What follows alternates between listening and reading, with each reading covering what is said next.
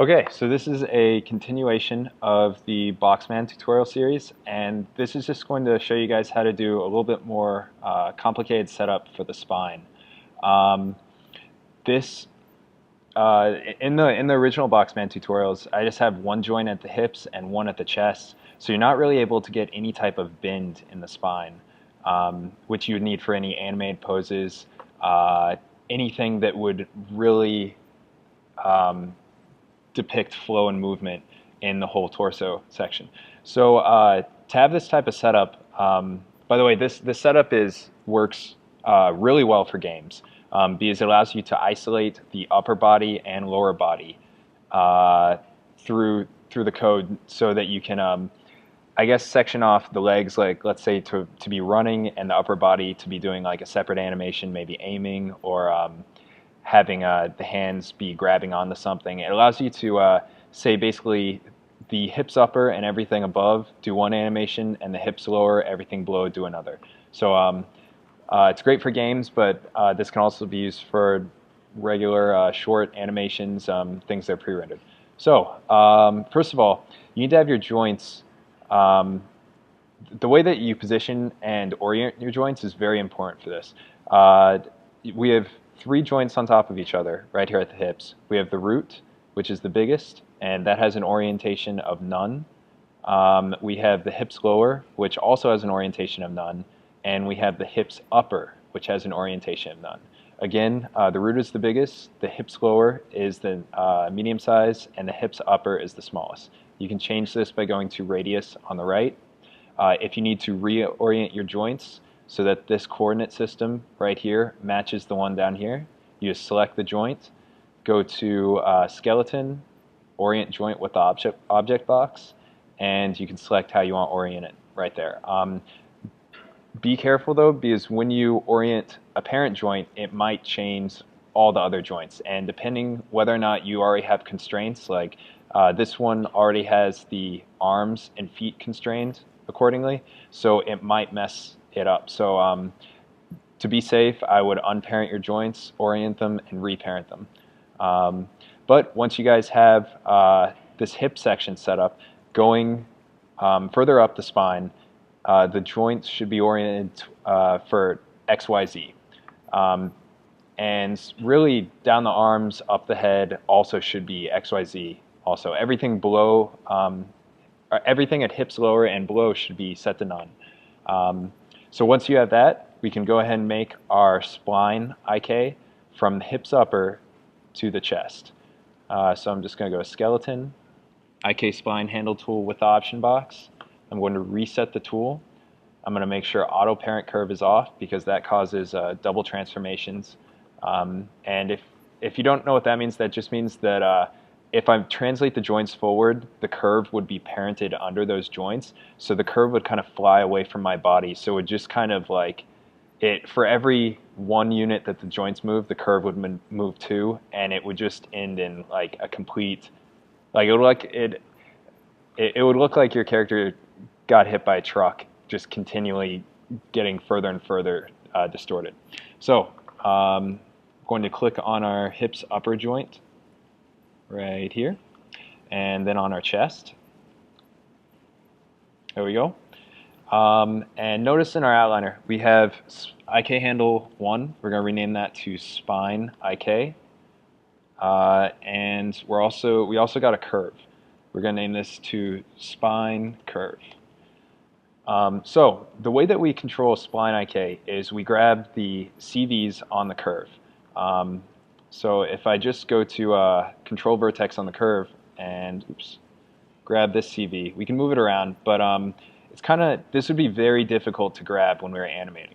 So what we want to do is grab the curve, and we're going to go to edit curves, and then go to selection and cluster curve.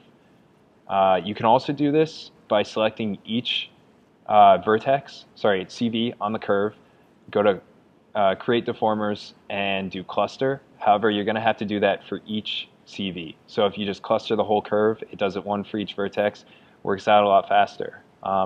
So every time we make something new in our scene, we want to name it just so that everything stays organized. So I'm going to name this spine cluster 1. And if you do this, you can just highlight that whole name, copy it, go down to cluster handle 2, hit paste, and then if you hit enter, Maya will automatically rename it, so it adds one. And I always start from the hips going up to the chest in the naming or in the numbering. So once you have those named, go ahead and group them, and that's going to be spine cluster GRP for group. And we're going to put all 3 of these, the spine IK, the spine curve, and the spine clusters group in the IK group. All right, so once we have that done, we need to be able to move these clusters around with these handles.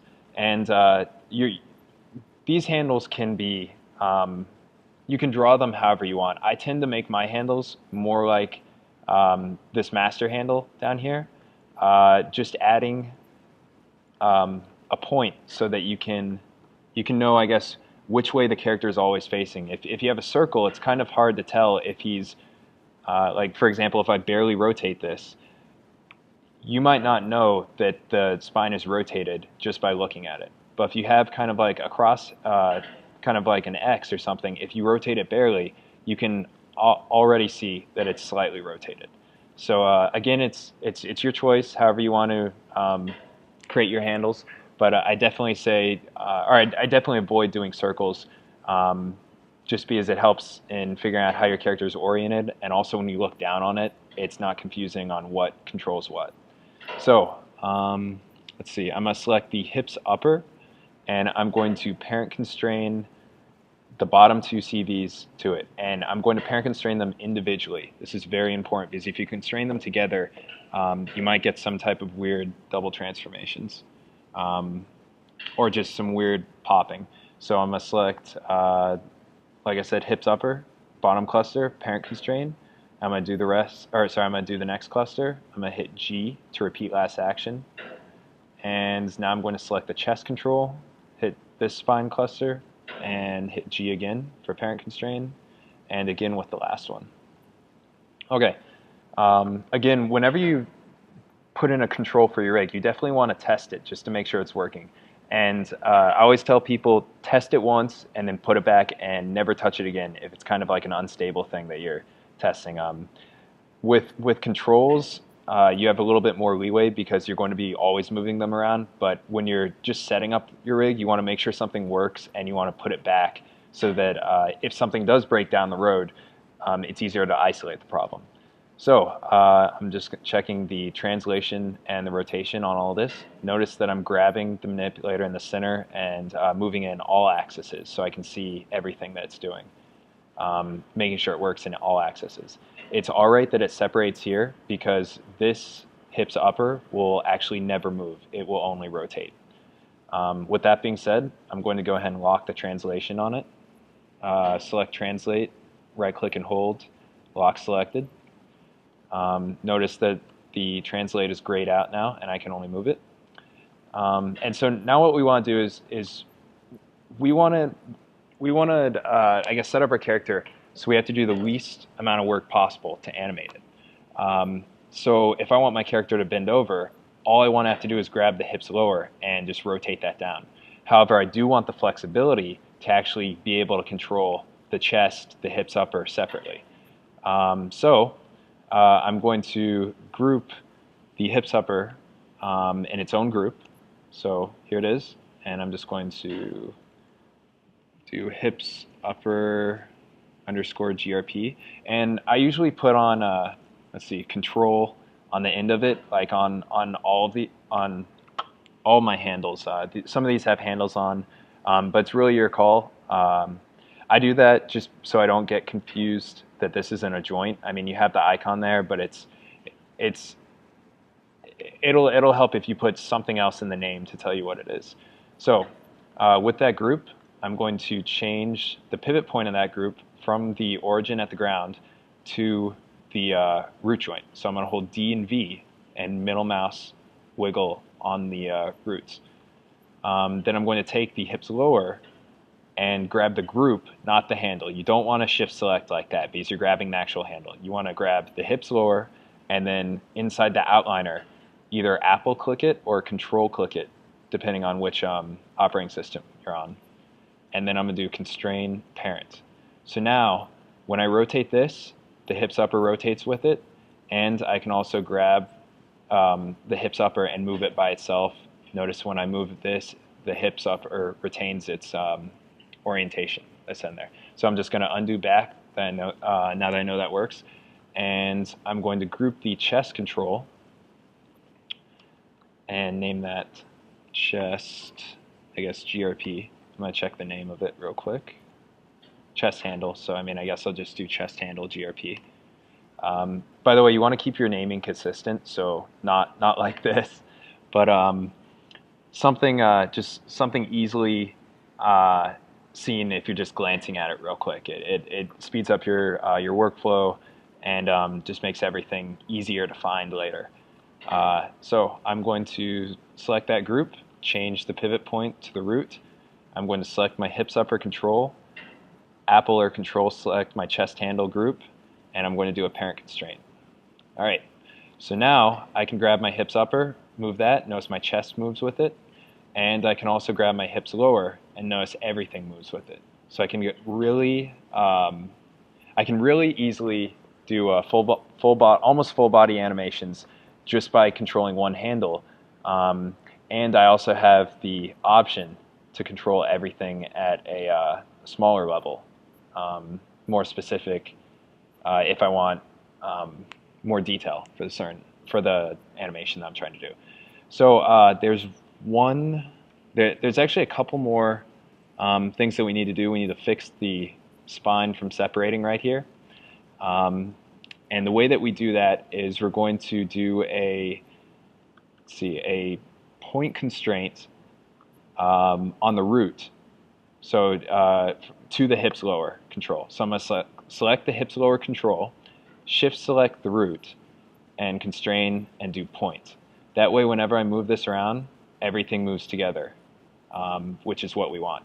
Then I'm going to select the hips lower again, hips lower control, shift select the hips lower joint, and then I'm going to do an orient constraint. That way I can control the lower body independent of the upper body. The reason why it's moving with it is because it has that parent constraint on there. You can turn the weight off right here, and you can like do a set-driven key setup like that. That way I could rotate it without it affecting the upper body. But I'm going to leave it with that parent constraint on just for time's sake, because I'm running out of time for this video. So next thing we want to do is we want to select the hips upper and orient constrain the root, because you cannot, we want to control the upper spine, but you can't, since the hips upper joint is at the most parent joint in spine IK, it won't work out. So we need to do the joint, the parent of the first joint in the spine IK. All right, so orient control, we're going to make sure that works. Does. Don't worry about the little flickering, that's fine. And lastly, we want to link the rotate Y of this chest control into the twist of the spine IK, so we actually get a nice twist. So it's gradual as it goes up the torso. So we're going to select the chest control, Window, General Editors, Component Editor, and then I'm going to select the spine IK inside the outliner, click Reload Right, and then I'm going to select Rotate, Rotate Y, and I'm going to go in and click Twist. So now, when I grab this and rotate it, we get a nice gradual twist going up, and I still have all the movement for the spine. So that's basically how you set up a more advanced spine rig instead of just having one joint at the hips, one joint at the chest. This is the spine rig that I use for almost all my characters, and it's pretty much indestructible. You have to be careful on the way that you constrain things, but it's pretty solid. So I hope you've enjoyed this tutorial, and I'll see you guys later.